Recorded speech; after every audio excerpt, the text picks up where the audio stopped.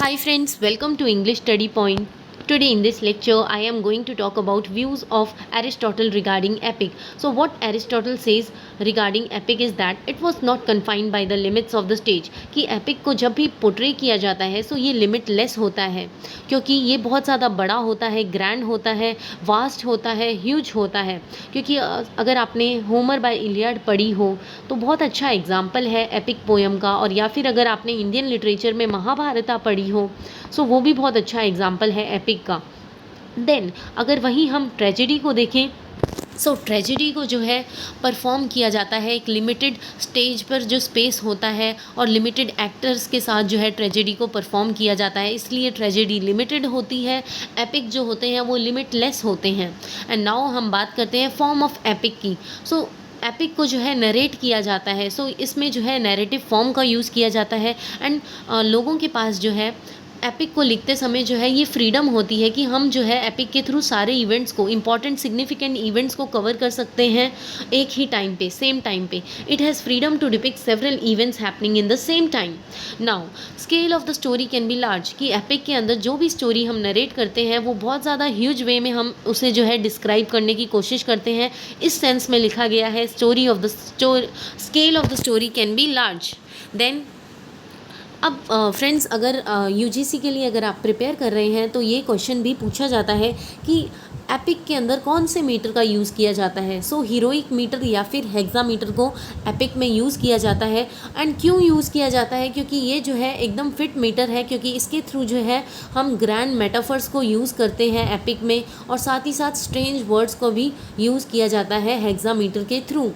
Tragedy was inferior because it requires performance dependent upon the actors. कि tragedy को inferior क्यों समझा जाता है? क्योंकि इसके लिए जो है इसको जो है ट्रेजेडी को हम जो है परफॉर्म करते हैं, परफॉर्मर्स की ज़रूरत होती है, एक्टर्स की ज़रूरत होती है, इसलिए जो है ट्रेजेडी जो है एक्टर्स और परफॉर्मर्स पर डिपेंडेंट होती है। Now epic poetry is for cultivated audience. Epic poetry क्यों क्रिएट की जाती है? कल्टिवेटेड ऑडियंस के लिए। इसे जो है हम अकेले भी पढ़ सकते हैं, और हम जो है करेक्टर्स को जो है, जो भी एपिक के अंदर करेक्टर्स होते हैं उनको जो है हम अपनी रियल लाइफ से रिलेट कर पाते हैं, और साथ ही साथ जो है हम अपनी इमेजिनेशन को एक्सपेंड कर सकते हैं एपिक पोइट्री के through. They can read alone, कि एपिक पोइट्री को अकेले पढ़ा जा सकता है। And imagine their own characters. इसके थ्रू क्या होता है, करेक्टर्स जो है हम जो है करेक्टर्स को जो भी एपिक के अंदर करेक्टर्स मेंशन होते हैं उनको जो है रीडर अकेले पढ़ते वक्त अपने आप से रिलेट कर पाता है और अपनी इमेजिनेशन को एक्सपेंड कर पाता है। Then now views of Aristotle regarding tragedy. So Aristotle said tragedy is far more superior because it has all the elements of epic poetry. So Aristotle कहते हैं कि ट्रेजेडी जो है tragedy according to Aristotle superior है, क्योंकि इसके अंदर सारे एलिमेंट्स जो है जो कि हम एपिक पोइट्री में देखते हैं वो सारे एलिमेंट्स ट्रेजेडी के अंदर भी कवर होते हैं। इसके अंदर स्पेक्टिकल होता है, म्यूज़िक होता है, जो कि ऑडियंस को हेल्प करता है और भी ज़्यादा प्लेजर लाने में।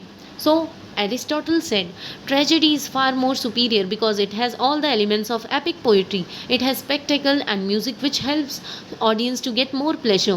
Well written tragedy will produce the same effect even if it is read or watched.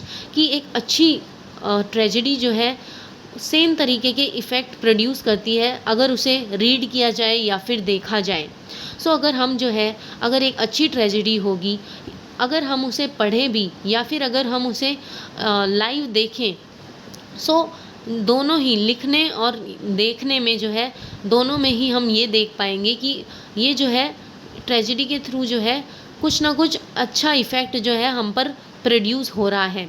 It does not depend upon the gestures of the performers. कि ट्रेजेडी की एक खासियत ये है कि जिस तरह से जो है ट्रेजेडी में जो है हम जो है परफॉर्मर्स के गेस्चर्स पर डिपेंड नहीं होते हैं, कि जिस तरह से वो एक्सप्रेस कर रहे हैं, यानी गेस्चर्स का मतलब हाथ का यूज़ करना, मूवमेंट्स, बॉडी मूवमेंट्स करना।